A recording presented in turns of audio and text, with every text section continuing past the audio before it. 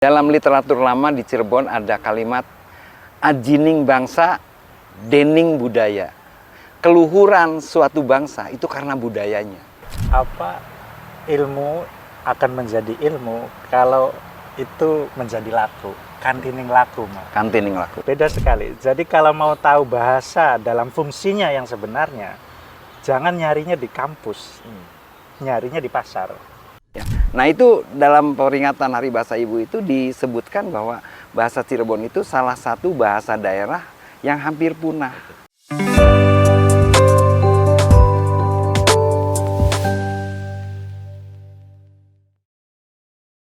Sore ini di tempat yang indah sekaligus juga menyimpan sejarah.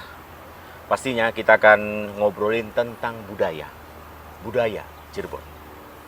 Kali ini saya, Pian Alwansyah, tengah berada di salah satu ikon budaya Cirebon yang penuh dengan sejarah.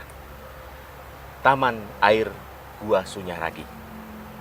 Dan pendengar dan pemirsa, diketahui Gua Sunyaragi ini menjadi saksi bisu perjalanan budaya Cirebon yang kaya dan unik. Tapi, apa kabarnya budaya dan bahasa Cirebon hari ini? Dan sudah ada dua narasumber yang sangat spesial di samping saya. Beliau adalah salah satunya adalah tokoh pegiat budaya. Saya langsung panggil Mama Khaidir. Selamat sore, Mak. Selamat sore. Alhamdulillah. Oke. Dan juga budayawan kita, saya panggil Kang Abdul Rosyid. Kang Rosyid, selamat sore. Sore, Mas. Sehat selalu, Kang Rosyid. Alhamdulillah sehat. Moga sehat selalu, Kang Rosyid. Ya. Amin. Baik, dan tokoh pegiat budaya R. Khaidir Susilaningrat atau dipanggil Mama Khaidir ini adalah beliau juga pendiri komunitas pusaka Kendi Pertula dan juga wakil direktur BPTAGS, Badan Pengelola Taman Air Gua Sunyaragi. Dan budayawan Abdul Rosyid ini juga beliau sebagai ISIP Cirebon, Pusat Studi Gus Dur dan Transformasi Sosial ISIP. Juga founder Umah Ramah, researcher atau peneliti dan penulis juga. Nah, kita akan bersama-sama untuk sore hari ini dalam obrol ataupun ngobrol terkait dengan budaya. Ke Mama Khaidir dulu. Mak, ini sebagai tokoh pegiat budaya, menurut Mama Khaidir nih, kondisinya hari ini seperti apa, Mak? Budaya dan bahasa Cirebon kita. Ya. Kalau sebelumnya, apa sih, Mak, yang menjadi alasan Mama Khaidir ini sebagai menjadi seorang pegiat budaya? Ya. Mangga, Mak. Terima kasih Mas Pian dan pemirsa RRI sekalian. Assalamualaikum warahmatullahi wabarakatuh. Kalau bicara budaya dan bahasa Cirebon,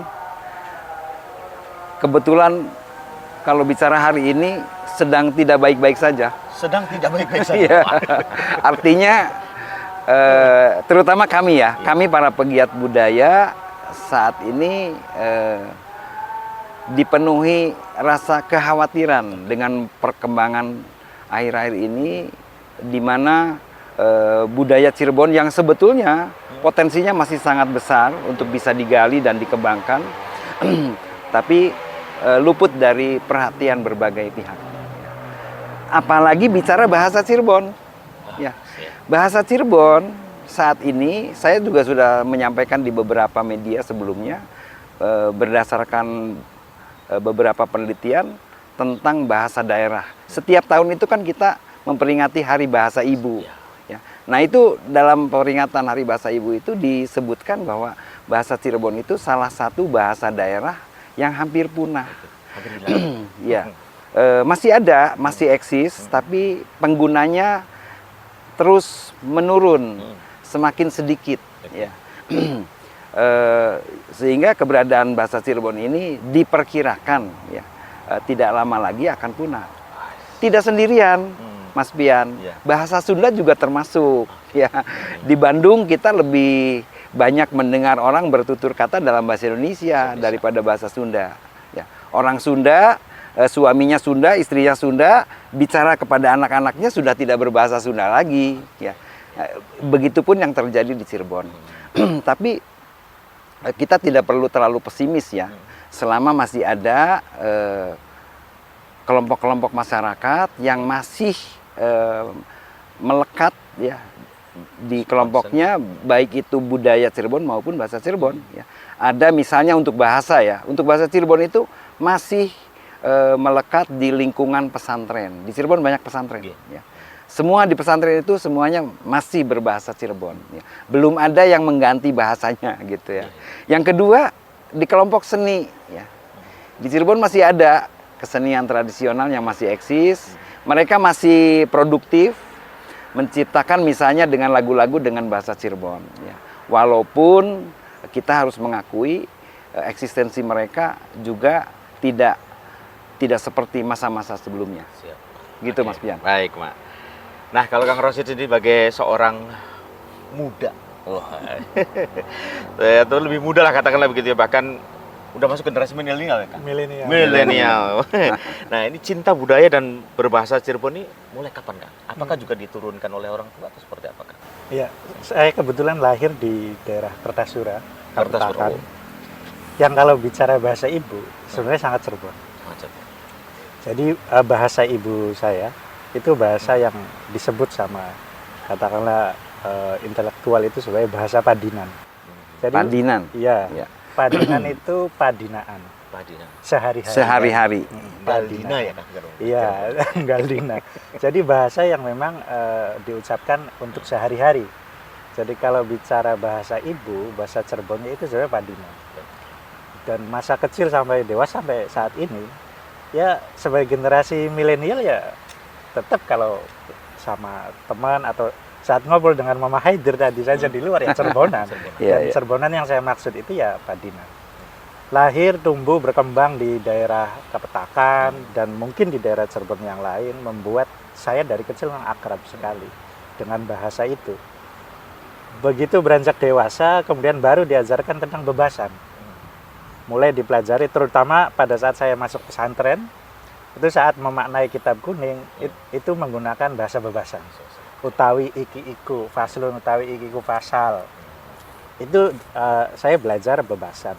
Bagaimana saat kemudian bicara dengan kiai, tentu saya harus menggunakan bebasan. Saya harus bicara itu. Tapi kalau udah kembali dengan teman sebaya, kembali ke bahasa yang Padinan. Iya, Padinan. Jadi menurut saya akhirnya kalau milenial tuh, Mak.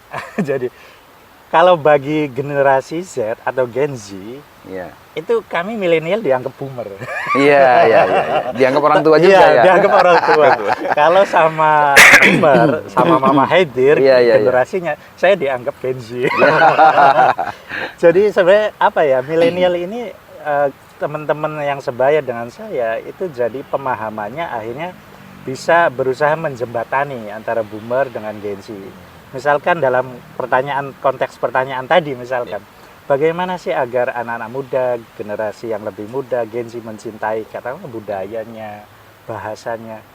Ya kalau dari refleksi terhadap kehidupan sehari-hari saya dari kecil sampai tumbuh hari ini, ya jangan pisahkan budaya dan bahasa itu dari kehidupan sehari-hari Gen Z gitu. Jadi bahasa daerah, bahasa Cirebon, kebudayaannya, itu adalah apa yang mereka alami, apa yang mereka lakukan dari hari-hari gitu, Pak. Jadi nggak langsung dikasih yang berat dulu gitu, tapi dikasih yang ringan-ringan yang sehari-hari memang mereka ketahui dan alami. Saya kira itu awalnya. Yang menjadi pertanyaan sekarang ini, Mas Haidir, bahwa tentunya juga budaya ini kan juga apakah masih banyak dilakukan oleh masyarakat kita? Dan contohnya seperti apa sih, Mak? Gitu. Kalau kebudayaan yang masih dilakukan dan dampak serta ketertarikan masyarakat terhadap budaya Cirebon, khususnya bahasa Cirebon, pada masyarakat seperti apa, Mak? Menurut pandangan Mama itu? Budaya ini kan sebetulnya lebih merupakan identitas ya. Jadi artinya betul seperti Mas Ojit tadi, jangan dipisahkan budaya itu dari keseharian kita. Sehingga budaya yang ada, yang existing pada saat ini adalah yang dalam kehidupan sehari-hari memang masih ada di Cirebon. Tapi budaya juga di dimensi yang lain dipandang sebagai aset, ya, aset yang berharga, yang selain sebagai identitas ini juga bisa menjadi komoditas, ya, komoditas yang bisa mengangkat perekonomian masyarakat. Kita sudah banyak melihat lah di daerah-daerah lain bagaimana daerah mereka bisa maju karena dalam tanda kutip menjual budayanya. Mereka bisa mengemas ya dari budaya yang ada sehingga menarik minat orang lain untuk datang melihat bentuk-bentuk kebudayaan itu. Seperti itu. Contohnya sekarang juga nih Kang Osid, Kang Osid. Iya, iya. Ini kan anak muda dalam tanda kutip kah, apa mereka ini masih tertarik atau tidak dengan budaya Kang? Khususnya berbahasa Cirebon atau budaya Cirebon lah katakanlah begitu Kang Osid. Untuk pandangan Kang Osid sendiri seperti apa Kang Osid? Saya lihat memang anak-anak muda ini apa ya, dalam keseharian masih menggunakan bahasa Cirebon, terutama itu yang Padinan. Itu masih Iya. menggunakan.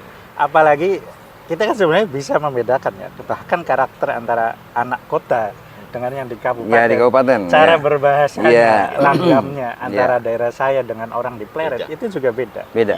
Beda sekali. Jadi kalau mau tahu bahasa dalam fungsinya yang sebenarnya, jangan nyarinya di kampus, nyarinya di pasar. Itu Iya. akan banyak keluar Iya. diksi-diksi. Nah, kekurangan kita memang harus diakui. Yang sifatnya kelisanan itu, bahasa-bahasa yang ada di bawah itu tidak pernah kita kemudian tulis dokumentasikan. Iya. Database-nya, kemudian kata per kata, sehingga kita amat sulit untuk mengidentifikasi, mengembangkannya secara linguistik dan macam-macam. Saya sih termasuk orang yang sangat optimis ya terhadap Gen Z ya. Jadi tidak. Oh gitu ya. Iya. Iya, Ya. kadang ini ya pangapunten karena mereka sering disalahkan ya. Seolah-olah generasi yang lebih muda ini bertanggung jawab Iya. terhadap kehilangan bahasa, kehilangan budaya. Enggak, ada sesuatu yang lebih besar menurut saya. Bukan mereka atau bukan mereka sendirian lah. Tadi sudah disebutkan. Ada sistem yang lebih besar yang kemudian memaksa kita untuk meninggalkan budaya kita, bahasa kita. Dan saya kira nggak fair kalau itu ditimpakan semua Iya, ke anak-anak yang muda. Pasti ada cara bagi kita untuk kemudian melakukan katakanlah revitalisasi atau kita mengembangkan dengan nada-nada yang lebih optimis. Ya. Saya kira bisa, walaupun saya tahu Mama Haidir di kanan kiri banyak sekali halangannya, hambatannya, tapi tidak berarti itu kemudian generasi muda kita kok kayaknya kurang cinta deh. Enggak lah, saya kira enggak. Selama masih berpijak pada bumi, tanah dan air ini, saya kira rasa cinta mereka itu akan semakin tumbuh untuk mencari saya ini siapa, saya ini orang mana, berasal dari mana. Jadi pencarian itu nanti seiring usia, nanti saya kira akan menemukan. Oke, intinya anak-anak muda zaman sekarang dalam tanda kutip mungkin masih cinta terhadap budaya kita sendiri gitu kan. Menurut saya begitu. Oke, baik. Nah, kalau Mak Haidir, Mak, ini kan terasa juga perbedaannya, Mak, ya? Dalam merawat tentunya juga upaya merawat budaya Cirebon ini, Mak. Perbedaan dulu dan sekarang seperti apa, Mak? Nah, yang bisa rasakan, Mak? Iya, jadi kalau tadi di awal saya seolah-olah pesimis ya, menyebutkan misalnya bahasa yang hampir punah dan sebagainya, ini dilihat dari sisi bagaimana perkembangan masyarakat sekarang, di mana pengguna bahasa daerah semakin menurun, dan itu tidak hanya dialami sendirian oleh Cirebon. Ya. Di banyak daerah seperti itu, bahkan beberapa bahasa daerah sudah jelas-jelas punah. Gitu di daerah lain ya, tidak di daerah kita. Nah, saya sih seneng-seneng aja kalau Mas Ocid bisa melontarkan yang seperti tadi, ada optimisme. Ya. Nah, tinggal bagaimana bentuk ya, bagaimana bentuknya kreativitas kita untuk ke depan merawat budaya dan bahasa ini. Ya. Banyak pihak yang mestinya mengambil peran di sini. Ya. Misalnya pihak pemerintah. Di kantor saya di Gua Sunyaragi ini ada piagam dari wali kota. Piagam itu menuliskan Gua Sunyaragi ini sebagai institusi penutur bahasa Indonesia terbaik. Ya, itu tahun 5-10 tahun yang lalu lah. Nah, coba yang seperti itu diganti sebagai penutur bahasa Cirebon. Ya. Berikan apresiasi, penghargaan, reward ya kepada berbagai institusi, kelompok atau masyarakat yang memperlihatkan kepedulian itu terhadap pelestarian budaya maupun bahasa. intinya bahasa Cirebon ini Mak sangat spesial ya Mak. Oh iya, jelas. Makanya itu seperti apa spesial Jelas. bahasa Cirebon ini? Saya sempat di beberapa media sempat menyampaikan banyak masyarakat yang mempertanyakan tentang misalnya asal usul bahasa Cirebon, tentang bagaimana bahasa Cirebon itu terbentuk. Kok di daerah Sunda, wilayah kerajaan Pajajaran, ya, kok bisa ada bahasa yang berbeda, kan seperti itu, ya. Ya, itu berkaitan dengan terbentuknya Cirebon itu sendiri sebagai wilayah caruban atau sarumban atau campuran, ya, di mana masyarakatnya punya karakter multikultur sehingga mereka juga akhirnya terbentuk satu tutur bahasa yang khas di daerah Cirebon. Baik, Pak. Kang Osid, ini kan anak-anak muda ini konon katanya kan dalam tanda kutip ya Kang, ada rasa keengganan untuk memakai bahasa Cirebon. Menurut Kang Osid sendiri seperti apa Kang? Dan sekolah-sekolah juga seperti apa saat ini dalam bahasa Cirebon ini Kang? Ya saya kira untuk masuk ke sekolah itu kan memang harus kebijakan struktural. Ya. Ini beda sekali dengan misalkan saya ceritakan realitas keseharian yang bahasa Cirebon yang padinan ini sebenarnya masih dipakai. Beda misalkan kita ingin mengajarkannya di sekolah. Tentu untuk bisa masuk ke dalam situ, itu bahasa Cirebon harus jadi pengetahuan. Harus ada ilmunya tuh, Mak. Ya. Jadi secara linguistik itu bagaimana, baru kemudian bisa dijadikan mata pelajaran untuk kemudian jadi kebijakan. Tapi saya cenderung lebih setuju, ini di arah grassroots-nya, realitasnya dulu, yang harus bahasa ini terus digunakan. Dan bagaimana caranya agar jadi pengetahuan, kemudian berkembang menjadi ilmu yang mandiri, tentu harus ditulis, terus harus diteliti. Makanya Pak Aib Rosidi pernah di Kongres Bahasa Cirebon kedua mengatakan, ya kalau tidak ditulis, mau deklarasi berapa kali pun, tetap bahasa Cirebon tidak akan menjadi seperti apa yang kita harapkan. Dan menyinggung yang tadi misalkan, adanya penggunaan bahasa Indonesia misalkan. Saya kira mau tidak mau, kita harus menempatkan bahasa Cirebon itu tidak vis-a-vis bahasa Indonesia. Tidak berhadapan, tidak. Tapi masing-masing punya fungsinya sendiri. Yeah. Bahasa Indonesia itu digunakan, misalnya kita podcast hari ini, tentu akan samplang ya Pak, kalau menggunakan bahasa Cirebon. Atau di forum ilmiah lah, kita menggunakan bahasa Cirebon. Itu kosakata ilmiahnya akan sangat terbatas. Jadi dalam forum-forum tertentu memang kita harus menggunakan bahasa persatuan. Untuk bahasa ilmiah kita menggunakan bahasa Indonesia tentu saja. Nah, tugas kita adalah strategi untuk kemudian melestarikan bahasa Cirebon ini dalam konteks seperti apa sih? Digunakan secara tepat, kapan padinan, kapan bebasan, dan sebagainya ya tentu saja. Nah, bahasa ini kan sebenarnya bukan hafalan. Bahasa itu kan kode kebudayaan. Yang saat manusia yang ada di Cirebon ingin mengekspresikan, ingin menyampaikan apa yang dia pahami terhadap apa kehidupan ini ya, akan kehidupan ini, itu kan muncul bahasa. Menurut saya itu yang paling mahal tuh itu, nilai-nilai yang muncul. Kemudian apa ya, sesuatu yang generasi setelahnya itu bisa belajar, Mak. Dari sinilah harusnya nilai-nilai ini kemudian bisa diteruskan. Intinya dalam penggunaan bahasa Cirebon khusus kalangan anak-anak muda ya Kang di Cirebon ini seperti apa Kang menurut pandangan Kang Osid? Ya kalau saya lagi duduk sama orang-orang tua, tentu praktik bahasa Cirebon anak-anak muda ini yang di tongkrongan ya. Ini bicara yang tongkrongan dulu, Mas. Belum yang di lingkaran katakanlah pusat kebudayaan. Kalau di lingkaran pusat kebudayaan katakanlah di keraton nanti Mama Haider yang lebih paham. Jadi cara ekspresi kebahasaannya itu cenderung distigma sebagai bahasa yang kasar. Itu stigma. Mungkin karena apa ya? Saya duduk bersama orang-orang tua ini. Jadi kayak misalkan Sira. Sira itu kan kamu ya. Kamu. Tapi kesannya itu sangat kasar. Padahal kalau kita lacak kosakata ini, kata ini, itu asalnya dari bahasa Jawa yang Jawa Tengahan justru. Bahasa Jawa yang lebih kuno, Mak. Dibanding bahasa Jawa yang sudah direkonstruksi oleh Sultan Agung. Nah, uniknya bahasa Cirebon itu, Mas. Jadi contoh, isun atau ingsun. Itu tidak ada dalam bahasa Jawa modern. ada pada bahasa Jawa kuno dan peralihannya bahasa Jawa Tengahan itu. Berarti secara kebahasaan Cirebon itu lebih arkais, Iya, iya. lebih kuno Lebih kuno. dan lebih menarik. Iya. Dan kalau kita tidak mempelajari itu, seolah-olah isun, sira itu bahasa yang kasar. Iya. Harusnya yang lebih halus tuh kula, sampeyan, panjenengan. Panjenengan.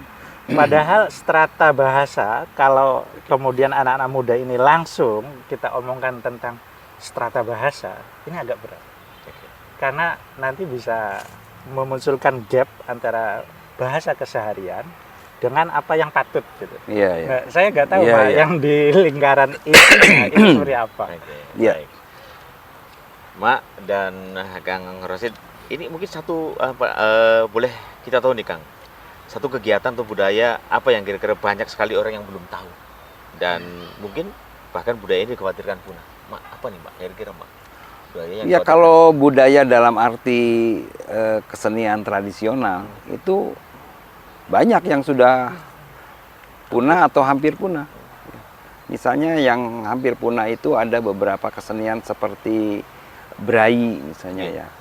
Di RRI pernah ada Brai? ada Pak. Pernah. Bagus.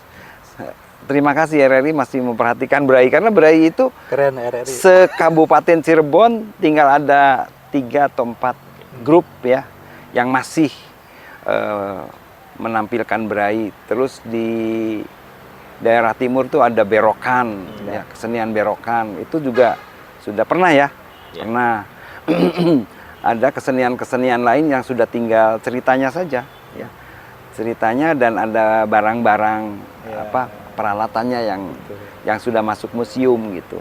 Nah, oke lah kalau yang sudah tidak ada mau bilang apa ya, itu sudah menjadi sejarah. Nah, ini yang masih ada ya, yang jelas-jelas masih eksis, itu yang rasanya kita perlu lestarikan ya. Di Cirebon ada misalnya yang sudah hampir punah juga wayang wong ya. Wayang wong, wayang orang ya. Kita biasa lihat wayang orang di Jawa Tengah. Iya. Di Cirebon juga ternyata punya. Bahkan Cirebon punya koleksi topeng untuk wayang orang di Cirebon tuh pakai topeng. Iya. Beda dengan yang di Jawa Tengah. Kalau Jawa Tengah itu pakai make up ya. Iya. Kalau di Cirebon wayangnya pakai topeng. Bahkan topeng-topengnya juga tersimpan rapi di Museum Topeng di Solo, bukan di Cirebon. Iya. Ya nggak apa-apa, yang penting bisa dilestarikan lah. Dilestarikan. Minimal nanti bisa jadi referensi. Baik. Jadi dari kesenian-kesenian ini tinggal bagaimana strategi kita ya, baik pemerintah maupun para pegiat budaya untuk bisa tetap mempertahankan eksistensinya dan menempatkannya sebagai sesuatu yang berharga ya. Terkadang seniman tradisional tampilnya cuma sekali-sekali kalau ada 17 Agustus atau ada event apa ya, dibayar sekedarnya ya. Oke, Mak. Nah, ini perlu apresiasi yang lebih dari itu ya, karena mereka juga perlu punya kebanggaan sebagai pelaku seni Baik. tradisional. Mahidir, Ya. Kang Rosid, sebelum kita lanjutkan kita akan pindah spot biar masyarakat semuanya tahu nih ya. Oh gitu ya? Bahwa keindahan Gua Sunyaragi itu bukan hanya satu titik ini, Iya, Pak. terima kasih Ya, Mak, ya. sudah ke Kita Gua Sunyaragi. pindah. Oke, baik. Kita akan break sejenak.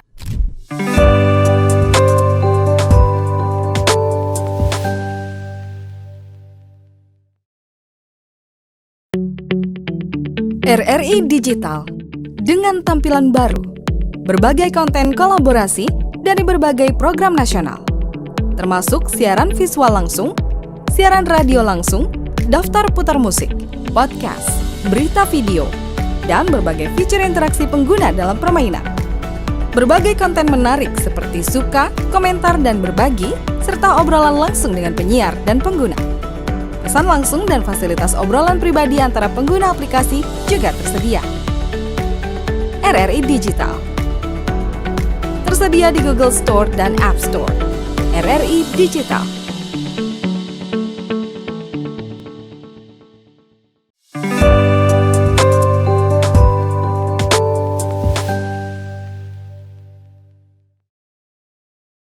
Mak, kita sudah berada di spot lain Iya. untuk bisa melihat dengan jelas Ya. terkait dengan keindahan Gua Sunyaragi menjadi ikon budaya Cirebon.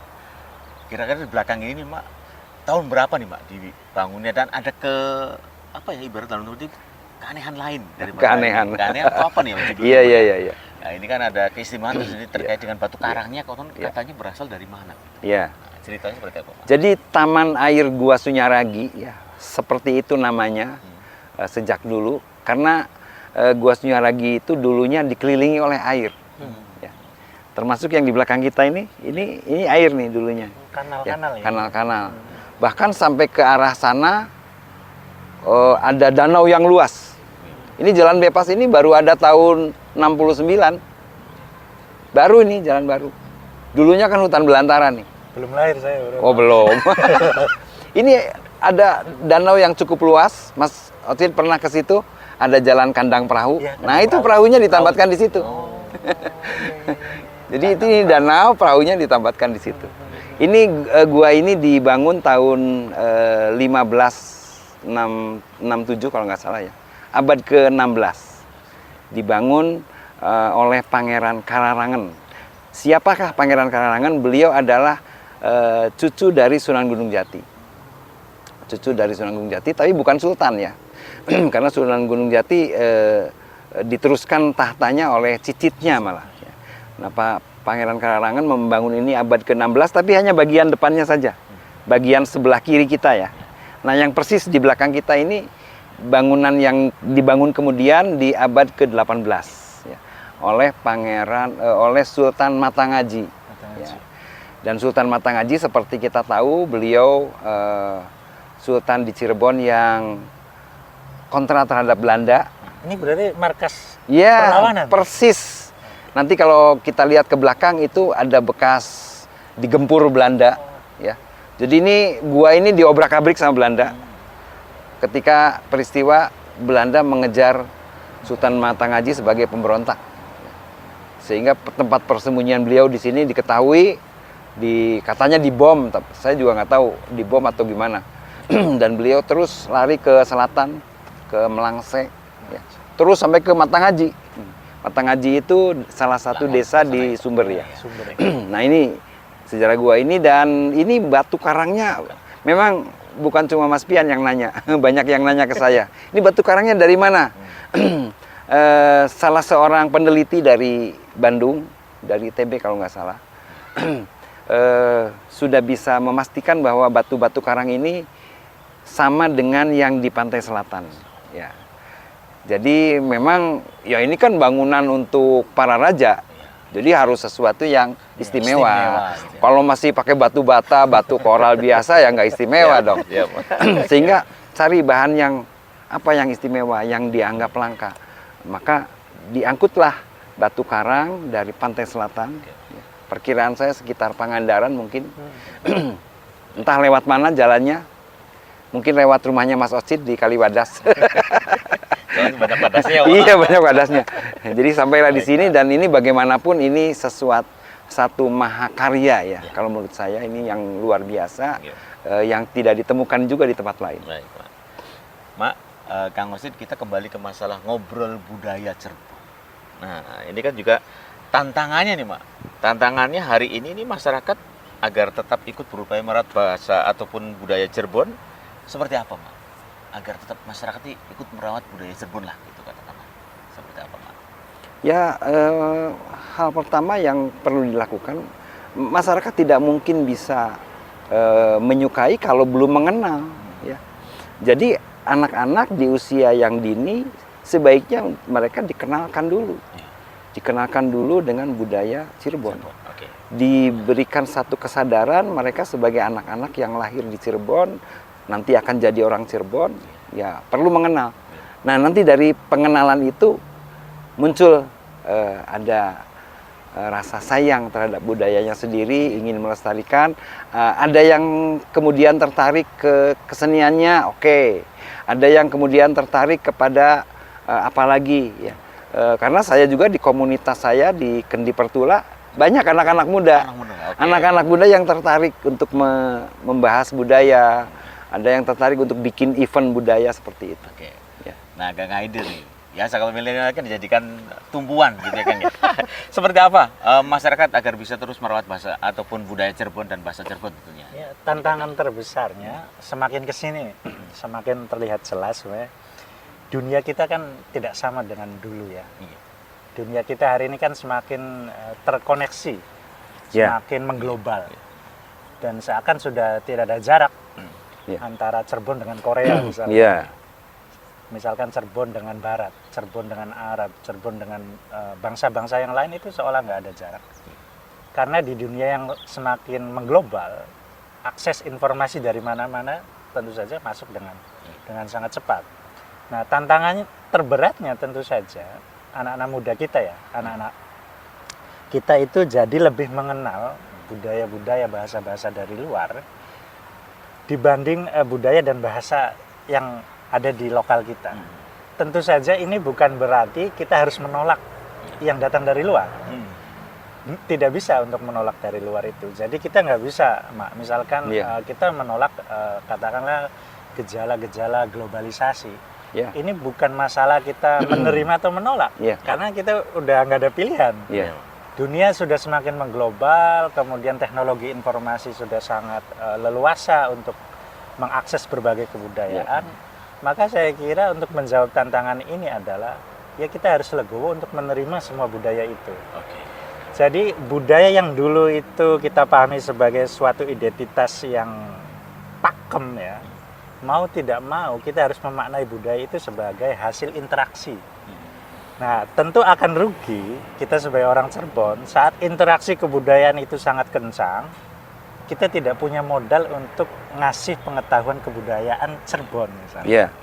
Jadi budaya Korea masuk, budaya Barat masuk, semua itu masuk. Tapi narasi tentang kebudayaan Cirebon kita nggak punya. Iya. Saat seorang bayi, seorang anak kemudian lahir di atas bumi Cirebon, apa yang akan kita ajarkan ke dia? Bahasa apa, Mak? Kebudayaan apa? Iya. Nilai-nilai apa? Keyakinan apa? Nah, itu jadi PR yang sebenarnya bisa kita lakukan dari hal yang paling kecil kepada anak-anak kita, saudara-saudara kita. Tentu bukan berarti mengatakan kamu jangan belajar bahasa Inggris, tidak begitu juga. Tapi anak-anak tuh bisa kok belajar bahasa Inggris, belajar bahasa Indonesia, juga belajar bahasa sehari-hari, bahasa Cirebon. Jadi jangan ada lagi sikap mempertentangkan seolah-olah kita atau anak-anak muda itu tidak bisa berbahasa banyak, tidak bisa mencerap intisari kebudayaan dunia yang sangat banyak. Bisa kok. Tinggal kita sebagai orang tua, saya sebagai seorang bapak misalkan, mengajarkan ke anak tentang bagaimana sih nokjung dari wong Cirebonku. Itu menurut saya penting pada saat dia belajar keluar, nggak lupa pada akarnya. Intinya kalau kita sekarang ini ada nggak rasa kekhawatiran kita nih Kang dengan kondisi rasa cinta budaya saat ini dalam kehidupan masyarakat? Jelas khawatir tiap hari. Tentu kekhawatiran yang disampaikan Mama Haidir di awal itu sudah valid. Karena saya juga khawatir, tapi tidak membuat yang aduh kemerungsung lah, enggak seperti itu. Tapi ya kita harus tetap melakukan dengan cara yang terkecil, cara-cara yang termudah. Ya saya kepada anak saya, kepada ponakan saya, saudara saya. Jadi tetap ingin mengatakan kepada orang-orang terdekat tentang dadi wong Cirebon itu kayak apa sih? Muludan itu kayak apa sih? Keraton itu kayak apa sih?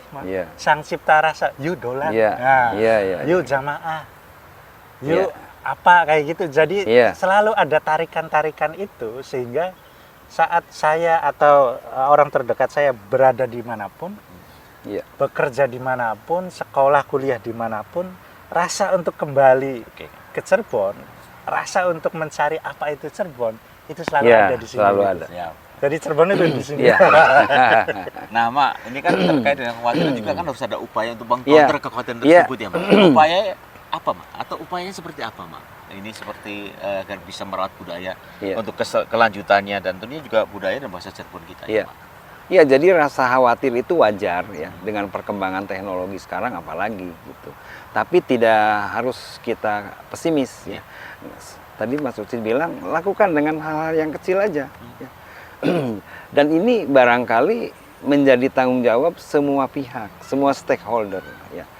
Masyarakat, para pegiat budaya, para seniman, begitupun pemerintah, para pemangku kebijakan ya. Saya ada beberapa gagasan yang sedang saya berikan masukan kepada dinas yang mengurusi kebudayaan di Disbudpar, baik di kabupaten maupun di kota. Berikan apresiasi kepada lembaga-lembaga yang masih setia melestarikan baik itu bahasa maupun budaya Cirebon. Ya. Kemudian yang sudah berjalan kita dorong untuk tetap bertahan. Ya.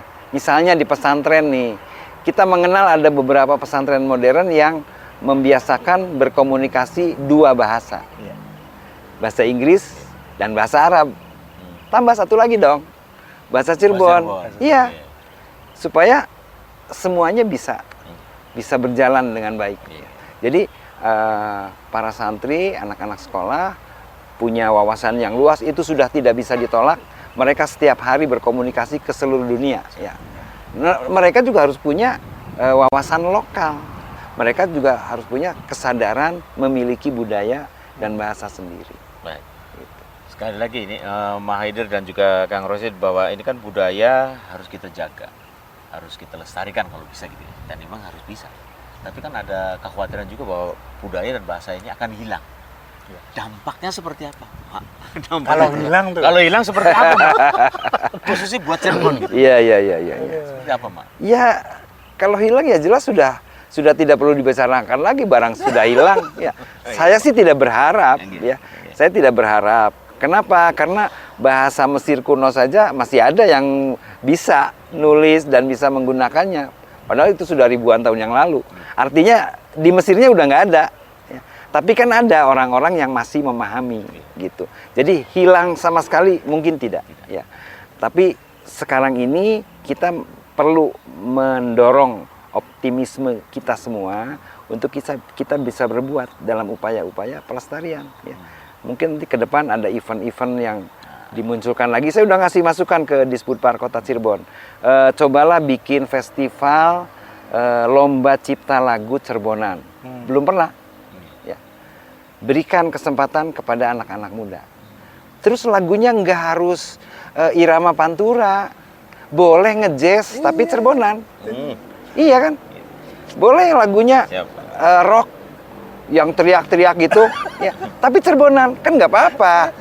Underground. Iya, underground nggak apa-apa. Saya sudah ngobrol dengan Pak Kadis Budpar. Bikin lomba cipta lagu Cirebonan, berbagai genre musik terserah. Ya, tidak harus ya dangdut koplo begitu, enggak mesti seperti itulah ya. Buktinya lagu-lagu Jawa yang pop itu bagus-bagus, yang dinyanyikan sama siapa? Denny Cakman gitu. Itu kan pop iramanya, tapi dengan langgam Jawa. Nah, saya pengen bahasa Cirebon juga diangkat dengan cara-cara seperti itu. Mudah-mudahan ya. Kreatif agar tentunya budaya dan bahasa Cirebon tidak hilang. Ya. Tapi kan menurut Kang Rosid ini sebagai sekreatif apa lagi nih, Kang? Agar budaya dan bahasa Cirebon ini, kata Mama Mahaidir, amit-amit lah jangan sampai hilang. Jangan sampai. Pripun nggak? Ya kreativitas itu bisa apapun ya. Yang saya lihat memang di Cirebon tuh Mak sulitnya. Kreativitas itu kadang dari seniman susah muncul karena apa ya? Beberapa hal memang harus ada pakemnya gitu. Iya. Dan memang tegangan antara kreativitas dan pakem. Ini tegangan yang saling berlawanan. Tarik menarik. Iya, tarik menarik. Kita selama ini sibuk berpolemik. Sebenarnya tegangan ini sehat. Iya. Tegangan ini sehat. Di satu sisi ada yang menjaga bahwa kita punya pakem tertentu. Satu sisi kreativitas juga perlu untuk menjawab tantangan kemajuan zaman ya tentu. Nah, dua hal ini lagi-lagi tidak harus kita pertentangan sebenarnya. Karena konflik dan tegangan ini sebenarnya sehat karena bisa memacu karya-karya. Nah, kalau bicara kekhawatiran terbesar saya, kalau bahasa Cirebon punah misalnya, itu tadi bahasa sebagai kode kebudayaan itu kan tempat di mana budi dan pikiran manusia Cirebon itu terwakili di situ. Iya. Nah, saat bahasa ini pelan-pelan hilang, katakanlah satu kosakata ini kemudian masyarakat yang masih hidup ini lupa satu kosakata ini, nilai-nilai kemudian sesuatu yang sangat berharga bagi kemanusiaan itu hilang.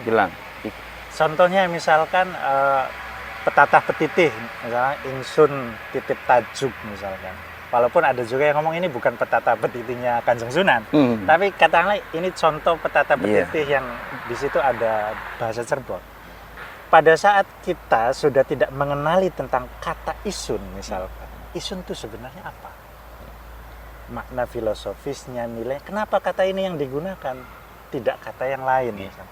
Saat penyebutan kata ini hilang dari ingatan kolektif kita, berarti seperangkat semua pengetahuannya hilang juga. Ikut hilang.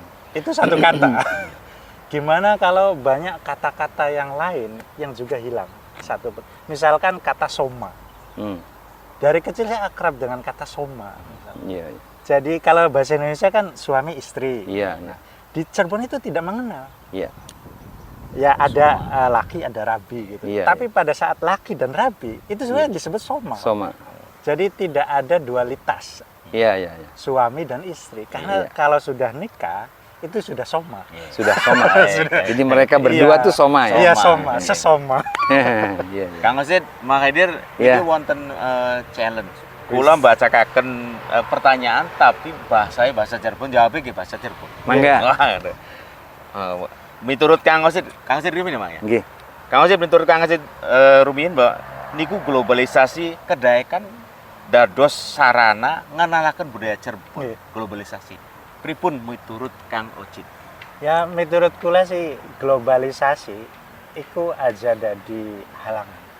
Tapi globalisasi kemudian kemajuan teknologi iku kedae dados alat kangge ngenalaken bahasa Cirebon, ngenalaken budaya Cirebon lewat medsos, lewat TikTok, lewat Instagram. Saya niku aja kula-kulaan sedanten niku nganggepe alangan atau iki suatu yang akan menghancurkan lah. Jadi kula-kula sedanten generasi milenial, Gen Z saged menggunakan cara-cara kang mutakhir kangge ngelestarikan bahasa, ngenalaken kebudayaan, maring tiang-tiang sedunia. Pripun penilaiannya Mak? Kula setuju. Ya memang teknologi dan globalisasi kedah dimanfaatkan sebagai satu peluang kangge istilahnya membangun identitas kula sebagai sesami wong Cirebon. Betul. Siapa? Kembali lagi ke laptop Pak. Iya. Bahasa Indonesia Mas sekarang.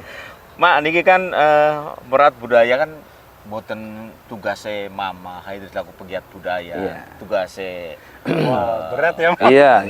Boten tugase jenengan sing sami pegiat budayawan, tapi kan tugasnya sarengan. Nah menurut Mak Haidir pripun peran pemerintah, peran sekolah lan peran sanes-sanesipun dalam melestarikan budaya Cirebon dan khusus bahasa Cirebon ini? Dalam kondisi masyarakat kita sampai sekarang ini peran pemerintah masih dituntut berada di depan. Ya. Saya bilang kondisi masyarakat karena masyarakat kita kondisinya masih belum terlalu mandiri ya dalam hal ini. Ya. Sehingga peran pemerintah dituntut berada di depan.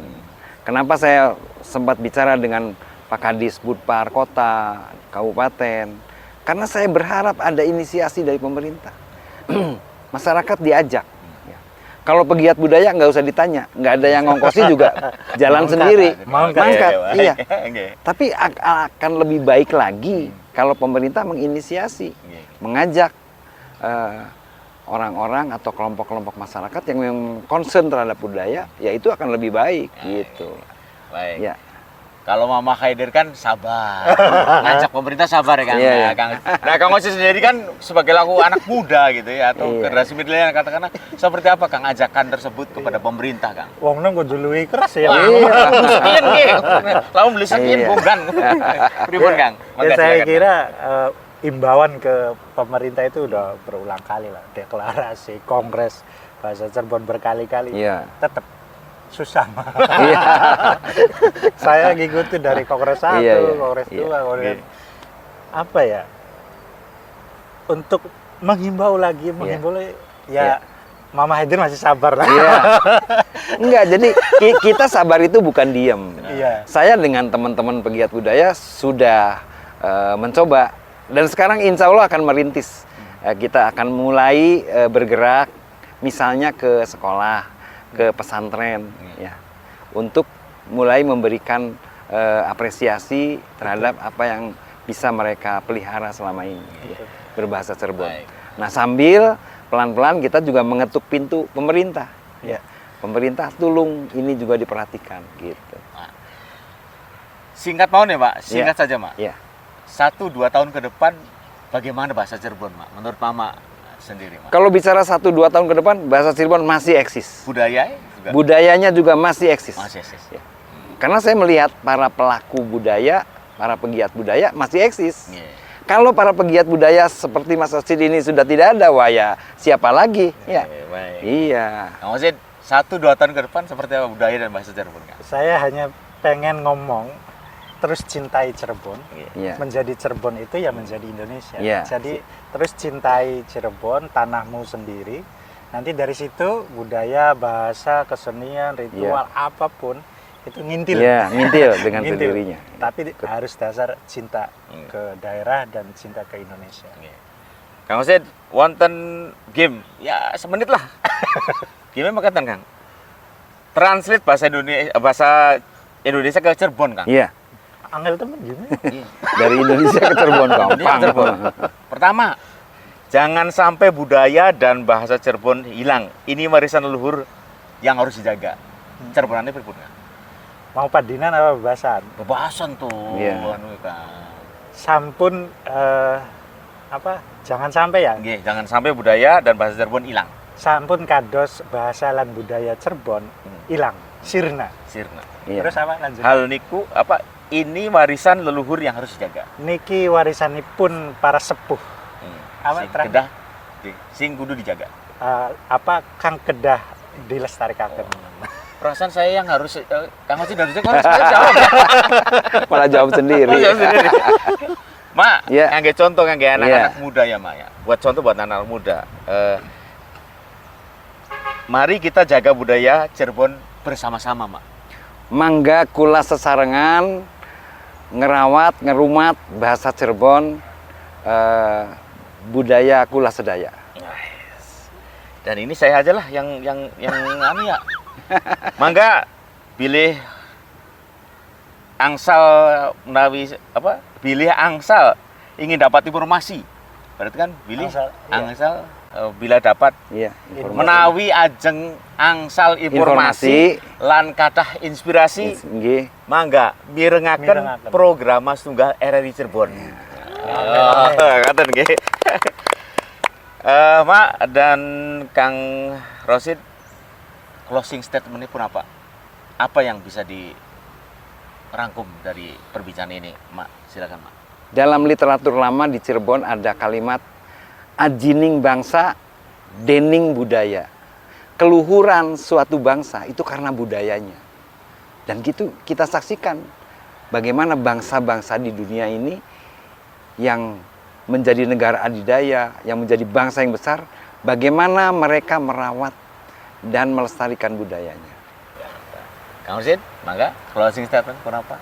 Jadi ilmu akan menjadi ilmu kalau itu menjadi laku, kantining laku, Mak. Kantining laku. Jadi apapun, apakah itu bahasa, apakah itu budaya, itu tidak cukup hanya pada tataran wacana, tapi Iya. harus jadi laku sehari-hari, Iya. harus kita berbahasa Cirebon sehari-hari, kemudian cara kita kehidupan sehari-hari juga mencerminkan bagaimana cara untuk menjadi Cirebon.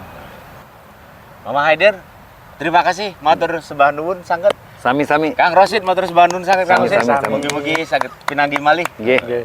Semoga bisa berjumpa lagi. Dan untuk pendengar semuanya yang ketinggalan bisa cek dan dengarkan kembali RRI Digital program 194,8 FM atau bisa juga segera melipir ke YouTube RRI Cirebon. Melipir. Jangan lupa download terlebih dahulu RRI Digital sekarang juga. Terima kasih. Saya Pianal Undur diri. Sampai jumpa.